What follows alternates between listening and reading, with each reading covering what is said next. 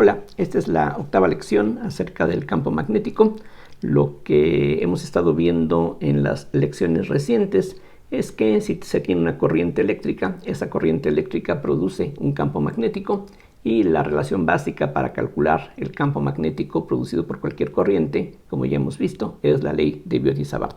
De la ley de Biot-Savart uno obtiene la ley de Ampère, aunque lo que hicimos en la lección anterior no se puede considerar una demostración rigurosa de ese hecho.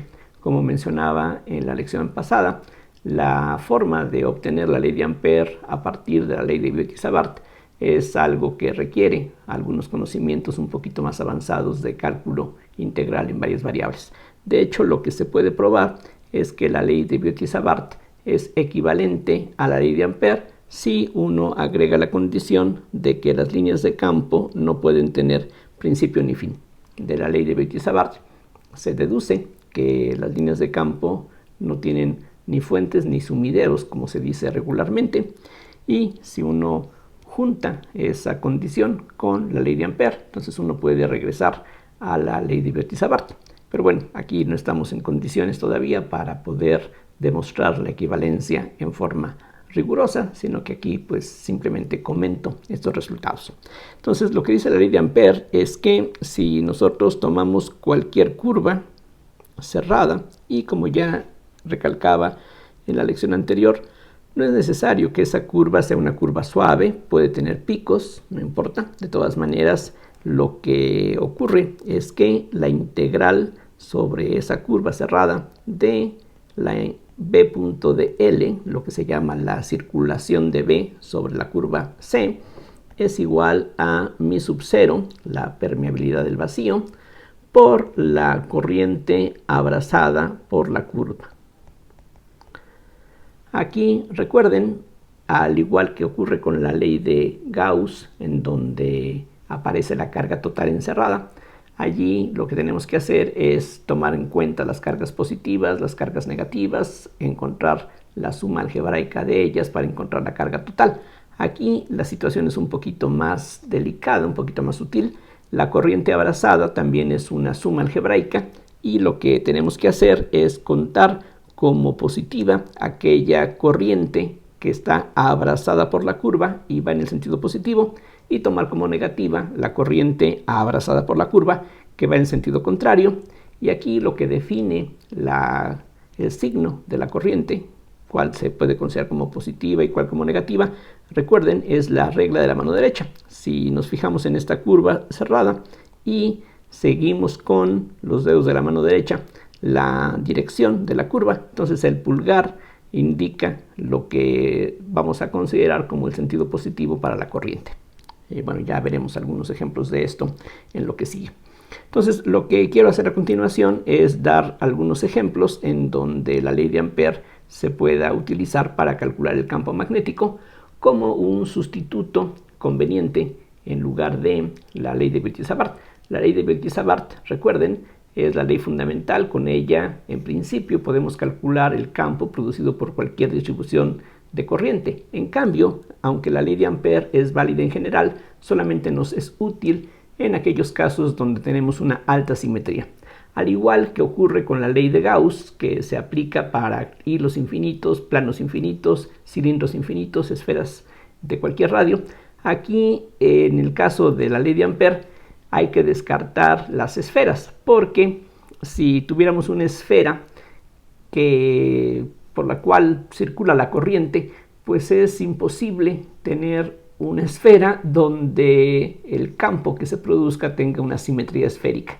Entonces eso, digamos, hace todavía más limitadas las aplicaciones de la ley de Ampère en comparación con la ley de Gauss.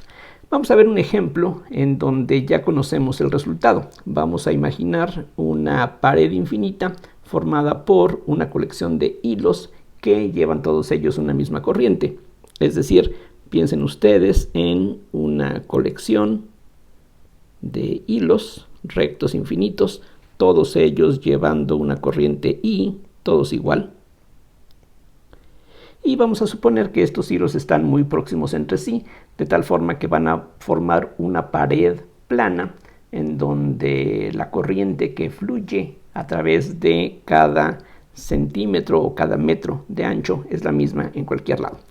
Visto desde arriba, haciendo un corte transversal, lo que tendríamos sería algo como esto. Tendríamos estos conductores aquí. Imagínense que hemos hecho una rebanada, entonces lo que veríamos sería una sección parecida a esta, y lo que queremos de hecho es que, a diferencia de lo que aquí dibujé, donde hay cierto espaciamiento aparentemente entre un hilo y otro, lo que queremos de hecho es más bien que ese espaciamiento sea nulo, insignificante, para que cuando nosotros desplacemos esta pared, aquí recuerden esto sigue hacia la derecha y hacia la izquierda hasta el infinito, entonces si uno desplaza cualquier distancia esta pared, lo que queremos es que se siga viendo igual para que haya simetría justamente. Entonces, si recordamos que una corriente como la que aquí circula produce a su alrededor líneas de campo en el sentido dado por la regla de la mano derecha, no es difícil convencerse de que si tenemos muchos hilos donde la corriente sale del plano de la figura hacia nosotros, entonces para este primer hilo las líneas de campo van a girar en esta dirección, para el siguiente algo similar, para el siguiente algo similar. Entonces lo que tenemos que hacer es hallar la resultante de todas esas contribuciones, y entonces uno puede darse cuenta de que efectivamente en el límite en el que la separación es despreciable entre un hilo y otro, lo que tendríamos que tener son rectas paralelas a la pared, es decir, aquí al frente de estas líneas conductoras vamos a tener las líneas de campo que irían de esta manera de este lado de los hilos conductores. En el lado contrario, allá atrás de esa pared, lo que tenemos que tener es algo similar pero en dirección contraria. ¿Cómo darse cuenta de que así tiene que ocurrir? Bueno, simplemente piensen que esta figura la giramos 180 grados, entonces las líneas que van aquí hacia la derecha, al girar la figura 180 grados, ahora van a ir hacia la izquierda, y viceversa. Las que van aquí hacia la izquierda, ahora irían hacia la derecha. Los hilos que llevan corriente hacia arriba, al girar 180 grados, van a seguir llevando corriente hacia arriba. Entonces, esto es lo que esperamos que sean las líneas de campo magnético, insisto, simplemente por simetría. Entonces, lo que tenemos que hacer, igual que en el caso de la ley de Gauss, es escoger alguna curva conveniente. La ley de Ampère es válida para cualquier curva cerrada, pero no cualquier curva cerrada aquí nos va a ser de utilidad. Por ejemplo, una circunferencia, no importa dónde la tomemos, no nos va a servir, porque pues, para esa circunferencia su vector tangente, aquí dl, recuerden, es un vector que es tangente a la curva, esto sería dl. Entonces aquí, si trazáramos una circunferencia, eso no nos va a ayudar. La única posibilidad prácticamente que es de ayuda para este caso sería pensar en una curva que tenga esta forma. Un rectángulo tal que tenga dos de sus lados paralelos a la pared y los otros dos lados perpendiculares a la pared. Entonces, visto desde este lado, eso es lo que tendríamos. Visto desde este otro ángulo, lo que veríamos sería una cosa como esta. Solamente apreciaríamos este lado largo, aquí lo estaríamos viendo del lado de nosotros. El otro lado estaría inclusive del otro lado de la pared. Y estos lados más cortos aquí se verían aquí como puntos simplemente. Esta es prácticamente la única opción que nos conviene por las siguientes razones. Primero, en todos los puntos de este lado, por simetría, aquí recuerden, no estoy dibujando toda la pared, pero aquí la idea es que esta pared infinita efectivamente es infinita. Entonces esto sigue en una dirección y en la otra. Y, como decía, si trasladamos esta pared hacia la derecha o hacia la izquierda, todo tiene que verse exactamente igual. Por eso es importante que sea infinita, para que no le veamos dónde termina. Aunque la recorramos, se sigue viendo exactamente igual. Las líneas de campo se verían exactamente igual. Y la intensidad del campo, insisto, aquí, aquí, aquí, aquí, aquí, sería exactamente la misma. Si este rectángulo está centrado de tal manera que su bisectriz está aquí sobre esta pared, entonces por simetría la intensidad que hay aquí se va a repetir aquí, aunque la dirección va a ser la contraria. Lo que nos conviene es recorrer esta curva de esta forma, y de esa manera va a ocurrir que en los puntos de la curva B.dl de este lado va a ser positivo porque el campo y dl, que es el vector tangente, son colineales, y de regreso va a pasar lo mismo en este lado. En cambio, en estos dos lados perpendiculares a la pared, el producto B.dl vale 0. Entonces, la integral sobre esta curva cerrada, entonces esta sería la curva C que aquí estamos escogiendo. Entonces, lo que vamos a encontrar es que la integral de B.dl sería igual a 2 veces la magnitud de B en este punto. Si aquí me fijo en algún punto P del espacio, entonces voy a tener la magnitud de B en el punto P. Recuerden, lo que vale la magnitud de B aquí es lo mismo que vale en todos estos puntos y es lo mismo que vale en todos estos puntos por simetría.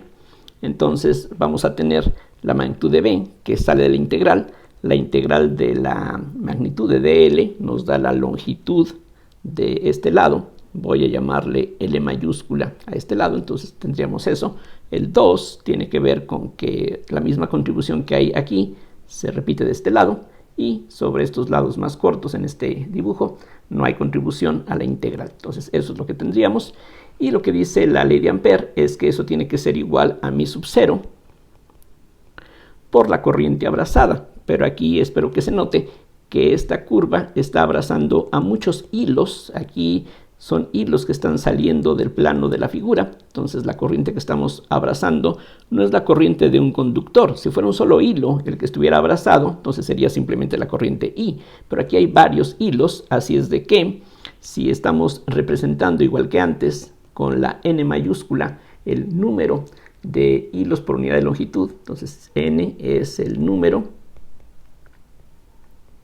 de hilos, conductores, alambres, por unidad de longitud. Como decía antes, por cada centímetro o metro que avanzamos aquí transversalmente, vamos a contar cuántos hilos están allí contenidos. Entonces eso es la N.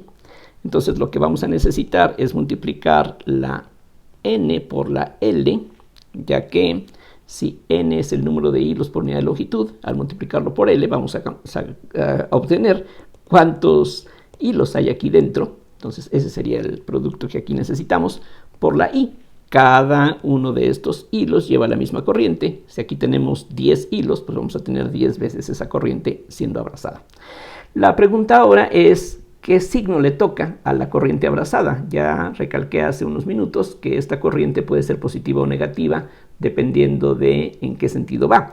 Entonces, para esta curva que estamos recorriendo en este sentido, otra vez, imagínense su mano derecha que sigue este contorno. Entonces el pulgar de la mano derecha nos dice cuál es el sentido positivo de la corriente, y aquí precisamente estamos suponiendo que la corriente está yendo hacia nosotros, entonces la corriente es positiva, entonces todo lo que está aquí, inclusive el signo, es correcto. Por lo tanto, la magnitud de B en el punto P ya la podemos determinar. Aquí déjenme borrar unas líneas que no son necesarias. Entonces la magnitud de B en el punto P, aquí recuerden, estos paréntesis están para agrupar, esto sí significa multiplicación. Este paréntesis no está para agrupar, está para indicarnos que la B la estamos evaluando en el punto P. Recuerden que los paréntesis tienen demasiadas responsabilidades y a veces eso puede llevar a confusión. Entonces lo que obtenemos es mi sub 0 por N por I sobre 2. Y si ustedes comparan con lo que habíamos visto previamente aplicando la ley de Biot-Savart, es exactamente el mismo resultado al que ya habíamos llegado con anterioridad. Noten que esta expresión que tenemos del lado derecho no depende de dónde esté colocado el punto P. En otros casos podría depender de la distancia del punto P a la pared, pero aquí no. Entonces, en este resultado que aquí estamos obteniendo, recuperamos el hecho de que la magnitud del campo magnético va a ser la misma. No importa si nos encontramos a 10 kilómetros de distancia de esta pared, la magnitud va a seguir siendo la misma. Suena extraño, pero no es tan extraño pensando en que aquí lo que tenemos es una pared infinitamente larga en una dirección y también en la dirección perpendicular que sale del plano de la figura en las dos direcciones. En fin, ese es el resultado. Y aquí comencé con este cálculo precisamente para que veamos que se obtiene la misma respuesta que habíamos hallado mediante la ley de Bequet-Savart directamente. Vamos a ver otro ejemplo muy similar, como ustedes van a poder apreciar, pero la ventaja del ejemplo que trataremos a continuación es que corresponde a algo más fácilmente realizable en el laboratorio o en la vida diaria. Se trata de una bobina toroidal. ¿Qué cosa significa eso?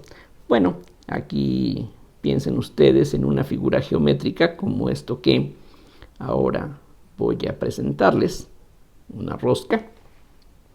Y sobre esa figura geométrica vamos a imaginar que tomamos un alambre que va a ir abrazando a esta rosca. Entonces, por ejemplo, aquí la corriente puede entrar por este lado, pasa por detrás, vuelve a salir, pasa por detrás, vuelve a salir, y esa es la idea. Vamos a devanar, vamos a enrollar aquí este alambre de tal forma que, de nuevo, en principio, las vueltas estén muy próximas entre sí, que prácticamente sea algo continuo. ¿Para qué? Para que si giramos nosotros esta figura alrededor de un eje que pase aquí por el centro, prácticamente no se note la diferencia cuando hacemos la rotación. Es decir, si las cosas están bien apretada esta bobina, entonces si giramos 3/4 de grado, no debe de notarse prácticamente ninguna diferencia. Eso es lo que queremos. ¿Para qué? Para que este problema tenga entonces simetría axial, un eje de simetría. Podemos adivinar cómo serían las líneas de campo adentro de esta bobina toroidal, una bobina en forma de toro. El toro es el nombre que se da en matemáticas para esta figura geométrica. Entonces, otra vez aplicamos la regla de la mano derecha. Entonces, con el pulgar de la mano derecha vamos a indicar el sentido en el que aquí la corriente va fluyendo. Entonces, traten de imaginárselo, traten de ver aquí su mano derecha con el pulgar apuntando en ese sentido. Entonces, los restantes dedos de la mano derecha van a indicarnos alrededor de este hilo cuál es el sentido de las líneas de campo.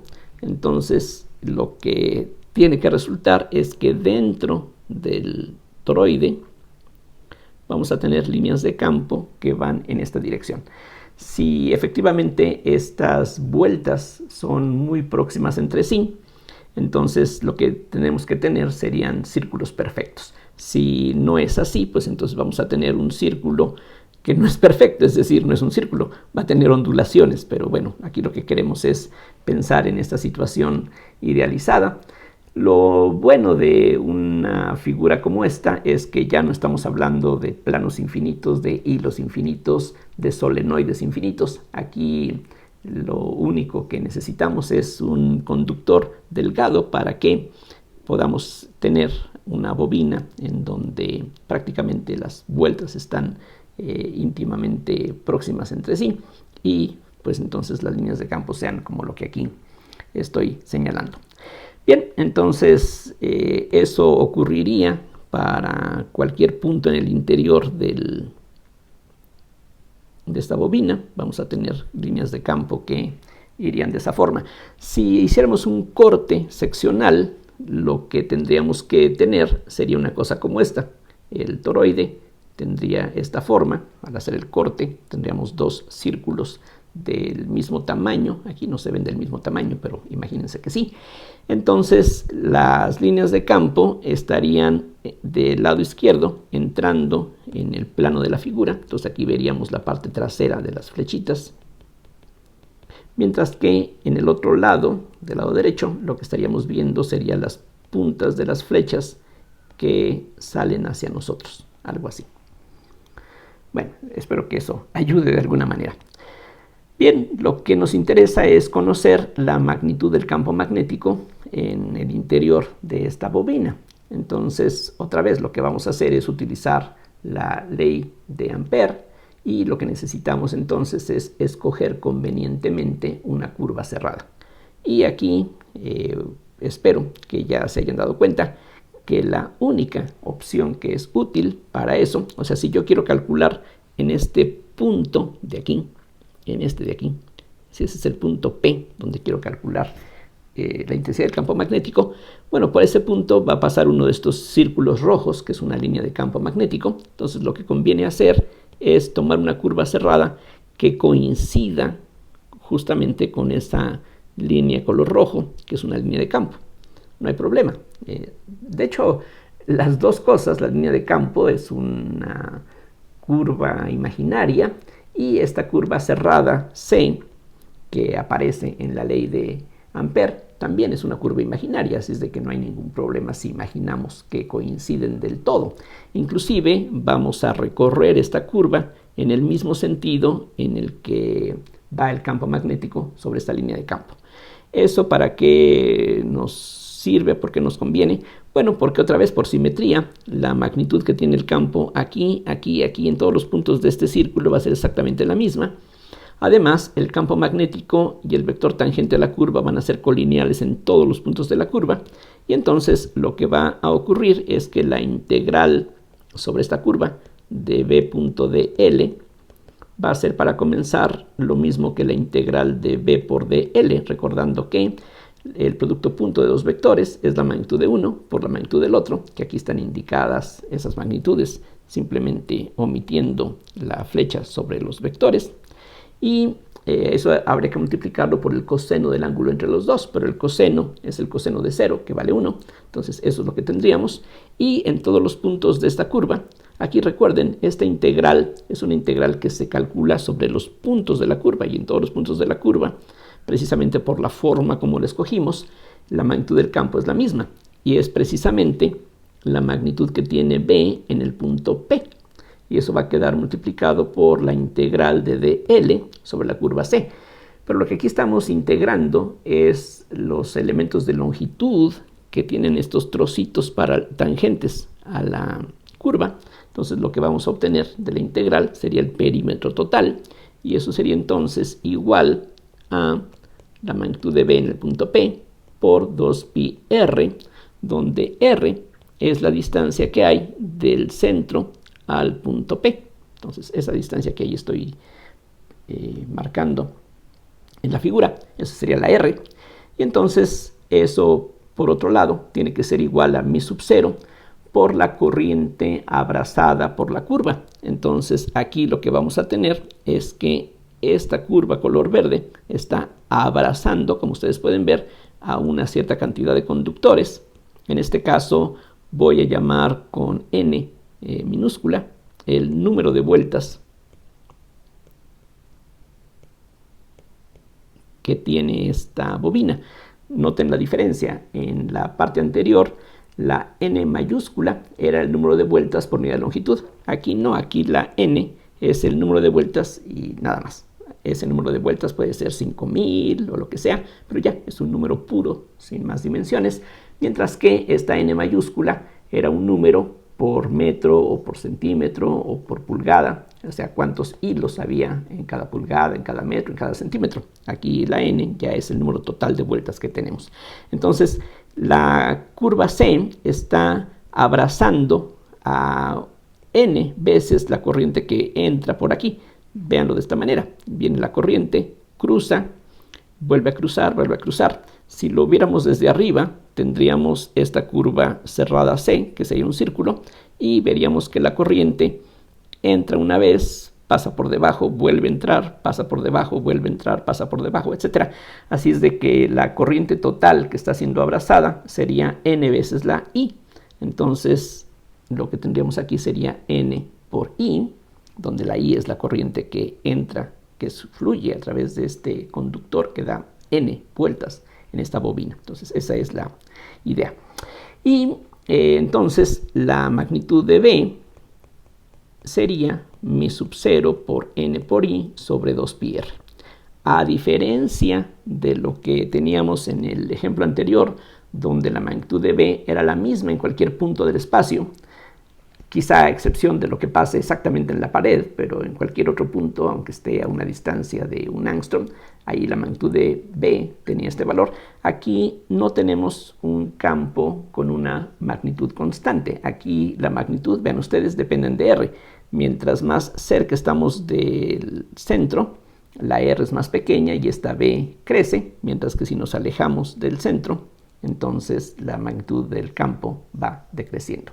Esa sería la respuesta exacta, repito, siempre y cuando el número de vueltas que tenemos aquí es tan grande que prácticamente se puede tomar como si fuera una pared continua formada con estos hilos que están aquí cubriendo la superficie del toro. De la misma manera podemos darnos cuenta que el campo magnético en la parte exterior tiene que ser 0. Todo el campo magnético va a estar confinado al interior de esta rosca. En la parte de afuera va a ser 0. Y lo podemos ver fácilmente porque por simetría, en la parte de afuera, si hubiera un campo, ese campo tendría que ser también una circunferencia, algo parecido a esto. Bueno, ya sea en ese sentido o en el sentido contrario, no importa, en algún sentido, pero tiene que ser un círculo por la simetría. Entonces, de nuevo, si tomamos una curva cerrada que coincida con esta línea de campo, lo que tiene que ocurrir es nuevamente que la integral de b.dl va a ser igual a la integral del producto de las magnitudes, pero por simetría en todos estos puntos el campo magnético tendría que tener la misma intensidad, entonces va a quedar una cosa como esta. Y de nuevo, esta integral sería 2πr, donde ahora el radio sería el radio de este círculo. Sí, la diferencia es que para esta curva en color verde que tenemos aquí abajo, la corriente abrazada, vean ustedes, es 0. Entonces, en lugar de esto, tendríamos un 0. Entonces, la magnitud de B vale 0. Entonces, aquí es algo similar a lo que teníamos en el caso de un solenoide infinito, excepto que aquí es una bobina que es finita. Necesitamos aquí una cantidad de material finita, no infinita. Entonces todo el campo está en el interior y afuera el campo sería 0. Entonces toda la corriente que estamos aquí haciendo circular sirve para producir un campo en el interior y nada más. Algo que no recalqué, pero ahora lo hago, es cuál es el signo correcto de la corriente. Recuerden, si estamos recorriendo la curva C en este sentido que estoy aquí marcando en la figura, entonces si seguimos con los dedos de la mano derecha ese sentido, entonces traten de hacerlo con su mano, traten de imaginárselo. Entonces el pulgar de su mano derecha tiene que apuntar hacia abajo.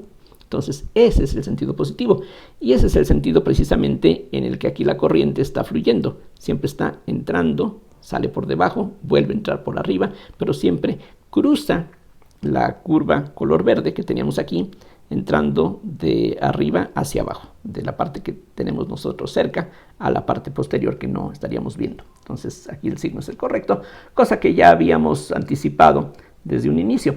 Si aquí hubiéramos supuesto que el campo magnético va en la dirección contraria, entonces nos habríamos dado cuenta de que sale un signo menos que nos corregiría la idea que teníamos en un principio, pero aquí todo resulta consistente y ese es el resultado que se obtiene para este caso. Bien, este ejemplo, estos ejemplos que aquí hemos visto, son más o menos representativos de cierta clase de problemas que frecuentemente se plantean para aplicar la ley de Ampère. Otro ejemplo muy similar es este que vamos a ver a continuación. Pensemos ahora no en un hilo infinito como lo que ya estuvimos viendo en las sesiones anteriores, sino que ahora vamos a pensar en un conductor que tenga un diámetro considerable. Entonces aquí tenemos un cierto radio R. Entonces piensen ustedes en un alambre de cobre o de cualquier otro metal. Entonces lo que queremos aquí imaginar es que aquí el radio no es despreciable y vamos a suponer que hay una corriente que fluye a través de todo el interior del conductor. visto desde, haciendo un corte, visto desde arriba, digamos, lo que vamos a tener es una sección de este conductor y lo que tendríamos es que la corriente viene fluyendo, digamos, hacia nosotros en direcciones paralelas al eje de este cilindro o de este conductor. Lo que nos interesa aquí, naturalmente, de acuerdo con lo que hemos estado aquí tratando, es determinar cuál sería la magnitud del campo magnético en cualquier lugar del espacio. Lo único que queremos calcular es la magnitud del campo, porque la dirección vamos a tener que suponerla. Aquí lo que podemos adivinar es que si efectivamente este alambre se extiende indefinidamente hacia arriba y hacia abajo por simetría, la única posibilidad es que las líneas de campo sean círculos en el interior del conductor, una cosa así, y también círculos en la parte de afuera. Todos estos círculos van a tener como centro puntos del eje del conductor y van a estar en planos perpendiculares al eje del conductor. En este dibujo que tenemos a la derecha, lo que tendríamos sería cosas como esta, o en la parte de afuera, cosas como esta. Los círculos, insisto, van a tener como centro el centro del círculo, aquí color negro. Y el sentido de las líneas de campo es tal como aquí se está mostrando. Otra vez piensen que aquí la corriente viene hacia nosotros. Entonces, si con el pulgar de la mano derecha indicamos el sentido de la corriente, los restantes dedos de la mano derecha precisamente van a apuntar en ese sentido. Entonces, esa sería la dirección del campo y lo que esperamos por simetría, insisto, es que las líneas de campo sean círculos perfectos. Entonces, lo que quiero determinar para comenzar, que es el caso más sencillo, es cuánto valdría la magnitud del campo magnético en un punto P que se encuentre a una cierta distancia R por fuera del conductor. Entonces, prácticamente lo que hay que hacer es lo mismo que ya hicimos en el ejemplo anterior, es decir, tenemos que escoger una curva cerrada y aquí deben de darse cuenta que la única opción que resulta útil, entonces aunque la ley de Ampère, igual que la ley de Gauss, son resultados válidos en general, aquí cualquier curva haría a la ley de Ampère válida, pero la única opción que la hace útil es una curva que coincida con la línea de campo. Aquí en el dibujo no parece que coincidan muy bien, pero la idea es esa, que van a coincidir. Entonces, la integral sobre esta curva de B punto de L, es decir, la circulación de B sobre esta curva, otra vez va a ser la integral de B por dl, porque por la forma como estamos escogiendo la curva, la dirección de B y la dirección del vector tangente coinciden, entonces el producto punto se reduce a un producto de magnitudes.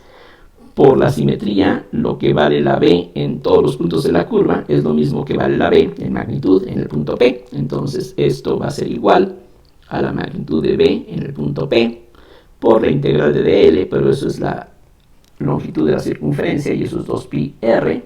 Y eso todo tiene que ser igual, de acuerdo con la ley de Ampère, a la mi sub 0 por la corriente abrazada. Pero esta curva, color verde, lo que está abrazando es a toda la corriente que fluye a través de este conductor. Entonces, si le llamamos I a la corriente que está extendida a través de toda la sección del conductor, entonces aquí simplemente aparece la I una sola vez, a diferencia de lo que en casos anteriores habíamos estado haciendo. Aquí esta curva solamente abarca una sola vez a esta corriente. Entonces eso es lo que tenemos. Y por lo tanto, la magnitud del campo magnético que tenemos en el punto P, ya de aquí la podemos obtener, esa magnitud sería mi sub 0 por I sobre 2πr, para cualquier R mayor o igual que el radio real del conductor. Y aquí vean que en el resultado que acabamos de obtener, no importa cuánto valga esta R mayúscula, es decir, el campo en el exterior de lo único que depende es de la distancia al centro del conductor y de la corriente que está fluyendo, pero no importa qué tan grueso sea el conductor.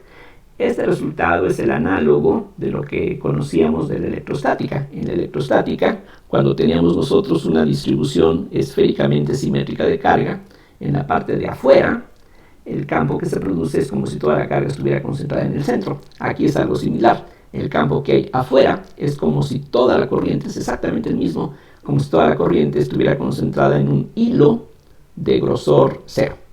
Eso es lo que esto nos dice.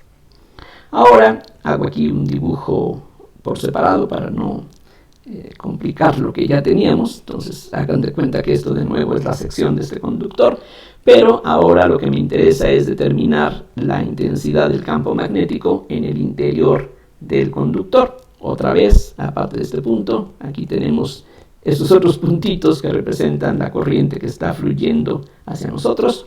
Y otra vez, por simetría, si suponemos que la corriente se distribuye uniformemente a través de toda la sección del conductor y suponemos que el hilo es recto e infinito, entonces las líneas de campo que vamos a tener tienen que ser otra vez círculos perfectos y otra vez concéntricos con el centro de este círculo. Entonces, si le llamo R minúscula a la distancia que hay del centro del conductor al punto P, entonces de nuevo puedo escribir lo que nos dice la ley de Ampère y nuevamente la única opción que tenemos para que nos sirva de algo es escoger esta curva C como un círculo de radio R que coincida con la línea de campo. Es muy similar a lo que ya hicimos anteriormente. De nuevo, eso se va a reducir a la integral del producto de las magnitudes. De nuevo, esto va a ser la magnitud de B en el punto P, porque lo que vale la B o su magnitud en este punto es lo mismo. Vean, como vector, lo que ocurre aquí no es lo mismo que ocurre acá, porque el vector va cambiando de dirección. Las líneas de campo precisamente nos indican que el campo magnético está cambiando de orientación a medida que vamos dando la vuelta, pero la magnitud es la misma. Entonces eso es lo que aquí interviene, solamente magnitudes. Entonces la magnitud de la B en todos los puntos de la curva es lo mismo que la magnitud de B en el punto P. Y otra vez lo que nos queda es la integral de dl, que es la suma de los trocitos de longitud.